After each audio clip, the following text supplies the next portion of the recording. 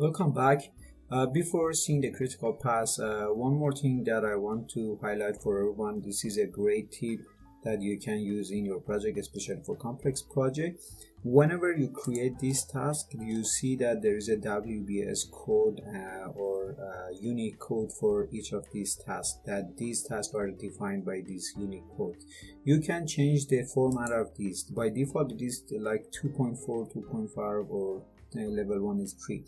But if you want, you can click here on the project view, as you see, then go to WBS and you click on define code, and your window pops up as you see here.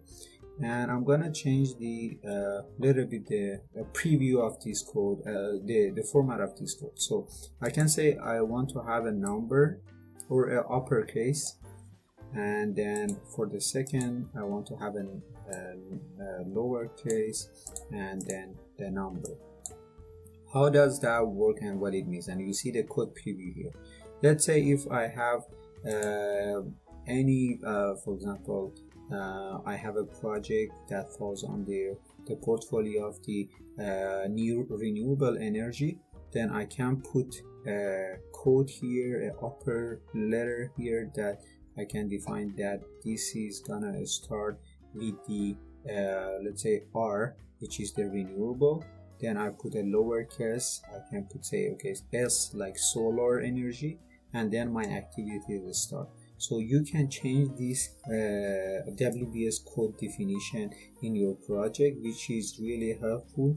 There are different, you can put as many character, as many, for example, format that you want. You can define, okay, the length of this can be, for example, 5 letter, upper letter, or for example, it can be any type of numbers, or let me see, this is the number, 3 numbers. What is the separator? Is not it is a dash, not a dot.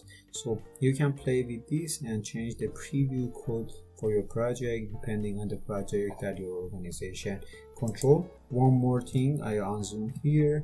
It is possible that one activity or one task has several predecessor or successor. For example, for install backing and Windows, right now I see that the predecessor to this one is 16. I want to add another predecessor, or let's take a look here. I want to add this one as a predecessor, activity 16 as a predecessor to activity 18 as well. So there is one way. I can click here and put 18 easily, put 16 easily as well. And as you see, this activity here, it used to have one type of one predecessor, but right now it has another predecessor, which means this activity can start when this finish and this finish. Let's say if there is something happens and this activity can finish, this activity cannot start until this one is finished as well. And that's it. It's not or, it's an and. This and this should finish until this one can start.